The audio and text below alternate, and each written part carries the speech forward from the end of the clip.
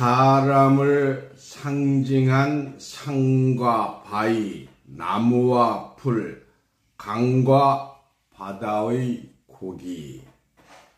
산은 에스겔 6장 3절에 이스라엘 산들아 하나님의 말씀을 들으라고 하였으며, 머릿돌은 사도행전 4장 11절에 예수를 가진 스룹바벨이 스가리야서 4장 7절에 종교 단체로 비유한 것입니다. 반석은 신명기 32장 4절에 하느님이라고 하며, 베드로란 반석이란 뜻으로 영의 사람을 상징합니다. 하나님은 푸른 잣나무로, 예수님은 참 포도나무요, 유다 백성은 기뻐하는 나무로, 아수르 사람은 레바논 백향목으로 비유하였습니다. 오늘 본 말씀 마태복음 13장 47절에서 50절입니다. 마태복음 13장 47절에서 50절입니다. 또 천국은 마치 바다에 쳐 각종 물고기를 모으는 그물과 같으니, 그물에 가득함에 물 가로 끌어내고 앉아서 좋은 것은 그릇에 담고 못된 것은 내보느니라. 세상 끝에도 이러하리라. 천사들이 와서 의인 중에 악인을 갈라내어 풀무불에 던져 넣으니 거기서 울며 이를 가르리라. 아멘. 오늘 본문 말씀을 통해서 사람을 상징한 산과 바위, 나무와 풀, 강과 바다의 고기라는 제목으로 말씀을 증거합니다. 먼저 산이 뭐냐? 산. 에스겔 6장 3절 4절 봅니다. 에스겔 6장 3절 4절. 이르기를 이스라엘 산들아, 주 여호와의 말씀을 들으라. 산이 하나님의 말씀을 들을 수가 있나요? 그럼 비유라는 거 누구든지 다 알 수가 있어요. 주 여호와께서 산과 작은 산과 시내와 골짜기를 대하여 말씀하시기를, 나 곧 내가 칼로 너희에게 임하게 하여 너희 산당을 멸하리니 너희 제단이 황무하고 태양상이 회파될 것이며, 내가 또 너희 중에 살육을 당하여 너희 우상 앞에 엎드려지게 할 것이라. 이사야서 41장 15절입니다. 이사야서 41장 15절. 보라, 내가 너로 이가 날카로운 타작 기계를 삼으리니 내가 산들을 쳐서 부스러기를 만들 것이며 작은 산들로 교각게 할 것이라. 요새는 다 농업이 발달돼서 타작 기계가 없지요. 완전히 대형 기계로 되어 있습니다. 그러나 우리가 한 20, 30년 전만 해도 타작 기계가 있었어요. 그걸로 산을 부숴버린다. 그러니까 실제 산이 아니지요. 타작 기계도 마찬가지지요. 에스겔 36장 6절입니다. 에스겔 36장 6절. 젊은 분들은 타작 기계 못 봤죠? 옛날에는 이게 나무 팜대기 갖다 놓고 손으로 들어 쳤어요. 그런데 탈곡기가 나오면서 이게 빙빙빙 돌아가면서 벼를 갖다 놓으면 털렸습니다. 근데 그것이 이제 완전히 기계가 됐습니다. 에스겔 36장 6절. 그러므로 너희는 이스라엘 땅을 대하여 예언하되 그 산들과 맷뿌리들과 시내들과 골짜기들을 대하여 이르기를 주 여호와의 말씀에 내가 내 추기와 내 분노를 말하나니 너는 너희가 이방의 수욕을 당하였음이라. 이스라엘 산들아, 하나님의 말씀을 들으라고 하였으며 산과 시내와 골짜기에 대하여 말씀하신다고 하였으니 하나님이 사람을 외면하고 할 일이 없어서 산과 골짜기와 시내에게 말씀을 하겠습니까? 이는 모두 사람을 두고 하신 말씀입니다. 스가리야서 4장 7절 봅니다. 스가리야서 4장 7절. 큰 산아 네가 무엇이냐? 내가 스룹바벨 앞에서 평지가 되리라. 그가 머릿돌을 내어놓을 때에 무리가 애치기를 은총이 그에게 있을지어다 하리라 하셨고, 여기서 나오는 머릿돌은 사도행전 4장 11절에 예수지요. 그래서 머릿돌을 가진 스룹바벨이 큰 산아 내가 무엇이냐고 소리친 것은 실상의 산을 보고 소리친 것이 아닙니다. 큰 산은 큰 종교단체요. 작은 산은 종교단체를 비유하는 것입니다. 이는 큰 종교단체를 보고 내가 무엇이냐? 스룹바벨 앞에서 평지가 되리라고 하였으므로 머릿돌 예수를 가진 자를 통해서 비진리로 형성된 큰 산, 즉 종교단체가 무너질 것을 예언하신 말씀입니다. 이사야서 41장 15절에서 16절입니다. 이사야서 41장 15절에서 16절. 내가 너로 날카로운 새 타작 기계를 삼으리니 내가 산들을 쳐서 부스러기를 만들 것이며 작은 산들로 교같게 할 것이라. 내가 그들을 까부른즉 바람이 그것을 날리겠고 해리바람이 그것을 흩어버릴 것이로되 너는 여호와로 인하여 즐거워하겠고 이스라엘의 거룩한 자로 인하여 자랑하리라. 이 새 타작 기계는 사람을 통해서 큰 산, 즉 큰 종교단체가 부스러기가 되며 작은 산, 작은 교회들이 부스러기가 된다고 하였습니다. 타작 기계는 곡식을 터는 것이지 산을 부수는 것은 아닙니다. 타작 기계가 산을 부수는 것은 큰 산이 곡식 더미의 산이기 때문입니다. 그래서 마태복음 13장 39절에 추수 때는 세상 끝이라고 하였고요. 마태복음 13장 29절에서 30절에 곡식은 사람을 상징하였으므로 큰 산과 작은 산, 골짜기 모두가 사람을 상징한 단체들인 것을 알 수가 있습니다. 그러면 바위와 돌이란 무엇이냐? 마태복음 16장 18절입니다. 마태복음 16장 18절. 또 내가 너희에게 이르노니 너는 베드로라. 내가 이 반석 위에 내 교회를 세우리니 음부의 권세가 이기지 못하리라. 베드로 보고 반석. 원래 이름은 시몬이잖아요.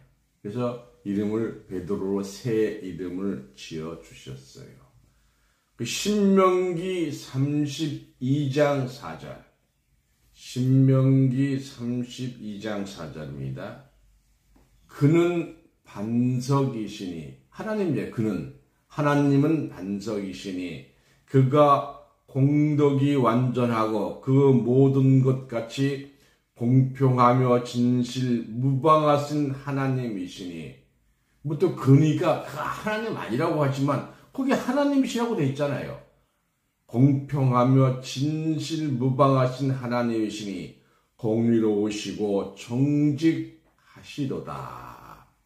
하나님을 반석이라 하였고 예수님이 시몬을 베드로 반석이라고 계명하여 주었으니 베드로의 깨달음은 믿음을 반석이라고 하였습니다.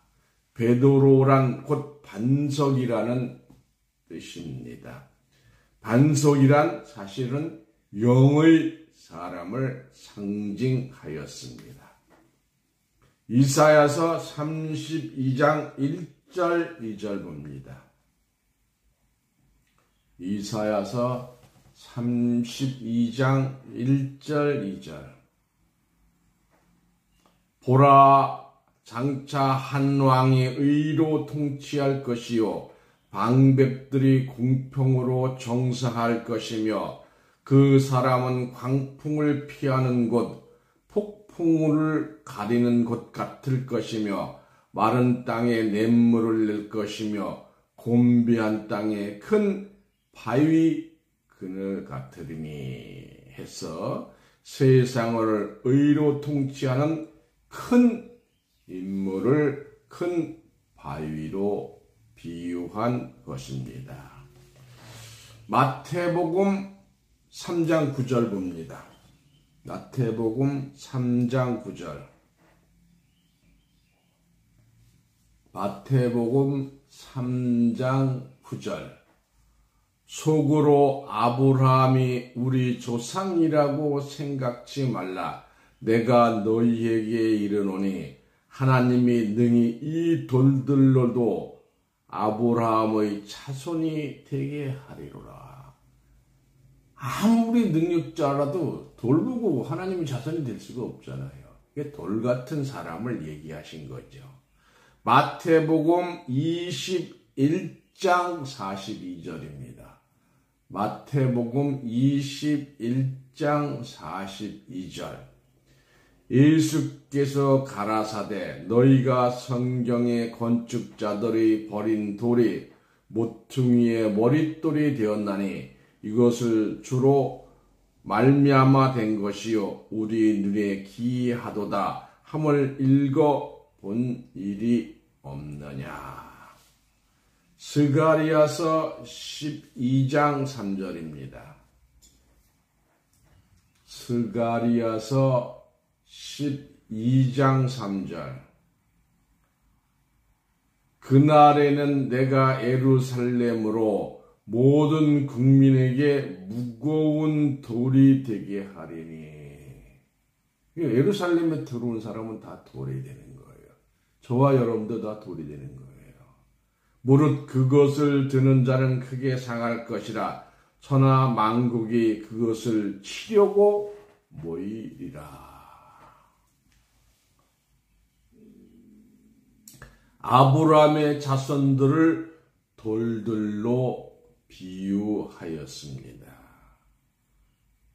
우리가 아브라함의 자손인 거예요. 아브라함의 자손이 됐어야 예수의 자손이 되고 예수의 자손이기 때문에 예수님이 유다로 왔기 때문에 유다 백성이 되는 것입니다. 예수님은 건축자들의 버린 돌이라고 하였고 예루살렘 사람들을 무거운 돌로 비유하였습니다. 이로써 반석, 바위, 돌들은 모두 사람을 비유한 것을 알 수가 있습니다. 그러면 나무와 풀은 무엇이냐?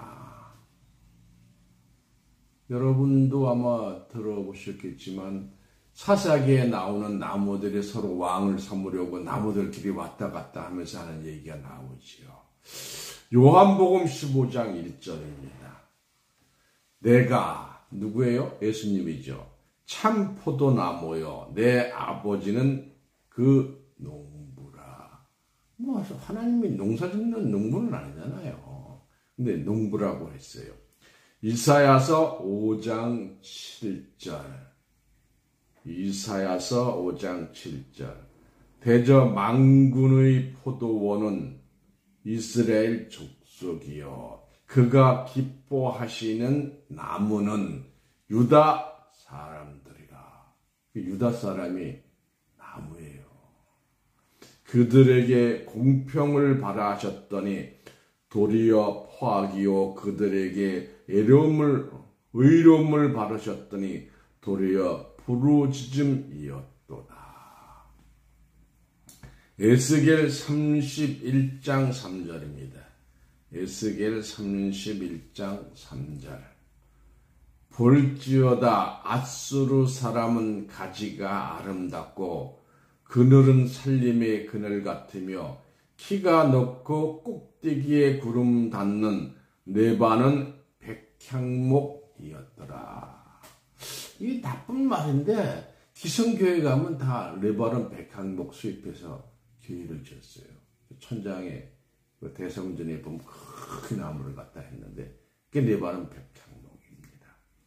호세아 14장 8절입니다. 호세아서 14장 8절. 에브라임의 말이 내게 다시 우상과 무슨 상관 있으리요 할지라 내가 저를 돌아보아 대답하기를 나는 푸른 잣나무 같으니. 나는 하나님이잖아요. 하나님은 푸른 잣나무로 비유를 했어요. 내가 나로 말미암아 열매를 얻으리라 하리라. 그래서 하나님은 푸른 잣나무로, 예수님은 참 포도나무로, 유다 사람은 기뻐하는 나무. 나무가 기뻐한다, 뭐 그거 없죠, 그죠? 기뻐하는 나무 보셨어요? 뭐 CD인들은 그렇게 쓰는지 모르겠습니다. 앗수르 사람은 네바논 백향목으로 비유하였습니다. 스가랴서 11장 이외에도 곡소리 나는 거짓 목자를 상수리 나무로, 다니엘서 4장 11절에서 12절에 바벨론 왕 느부갓네살을 땅 중앙의 큰 나무로 비유하였습니다. 에레미야 5장 14절 보겠습니다. 에레미야 5장 14절. 그러므로 만군의 하나님 여호와가 이같이 말하노라. 그들이 이 말을 하였은즉 볼지어다 내가 내 입에 있는 나의 말로 불이 되게 하고 이 백성으로 나무가 되게 하리니 그 불이 그들을 사르리라. 하나님께서는 한 가지만 또 깨달으면 하나님 천국에 갈 수 없는 자들이 깨닫기 때문에 여러 가지를 비유를 하신 거예요. 하나님의 백성을 나무로 또 돌로 이렇게 하신 거예요. 이와 같이 백성들을 나무로 비유하고 큰 인물을 큰 나무로, 작은 인물을 작은 나무로 비유한 것입니다. 이사야서 40장 7절입니다. 풀은 마르고 꽃은 시듬은 여호와의 기운이 그 위에 붙임이라. 이 백성은 실로 풀이로다. 그 백성을, 하나님의 백성을 돌, 나무, 풀로 말씀을 하셨어요.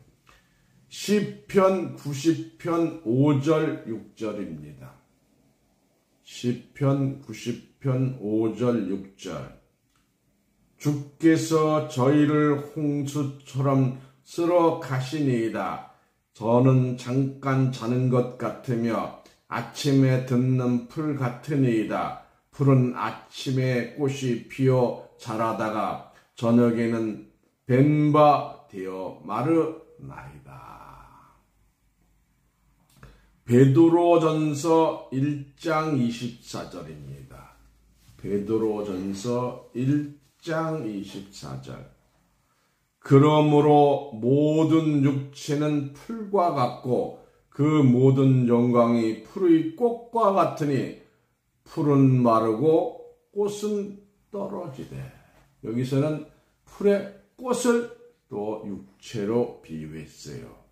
이상의 말씀들로 나무와 풀은 사람들을 상징한 것을 알 수가 있습니다. 그러면 강과 바다의 고기는 무엇이냐? 요한복음 7장 38절에서 39절입니다. 요한복음 7장 38절에서 39절. 나를 믿는 자는 성경의 이름과 같이 그 배에서 생수의 강이 흘러나리라. 아무리 뱃속에서 물이 나와도 강은 될 수가 없지요. 생수의 강입니다. 하시니 이는 그를 믿는 자에 받을 성령을 가리켜 하신 말씀이라. 생수의 강은 성령의 강의 말씀이지요. 그래서 강은 인간의 심령을 강으로 비유하고 흐르는 물을 성령으로 비유하였습니다. 에스겔서 29장 3절입니다.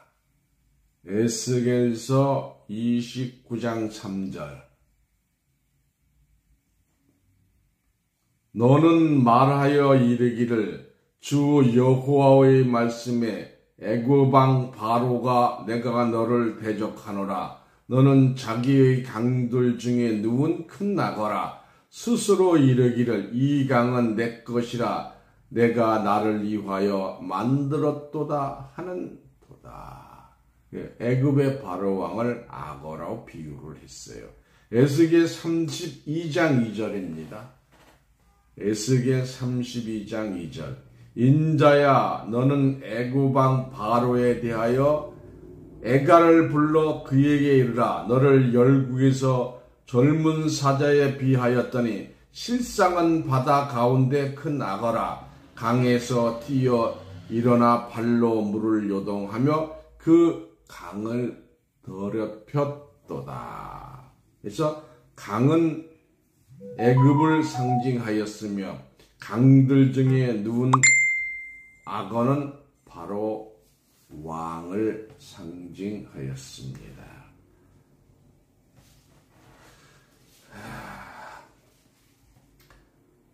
합 3장 10절에 보시면 산들이 주를 보고 흔들리며 창수가 넘치고 바다가 소리를 지르며 손을 들었나이다. 시편 93편 3절에 여호와여 큰 물이 소리를 높였고 큰 물이 그 소리를 높였고 큰 물이 그 물결을 높이나이다. 계시록 17장 15절 보겠습니다. 계시록 17장 15절. 합 3장 10절은 하박국 3장 10절이죠.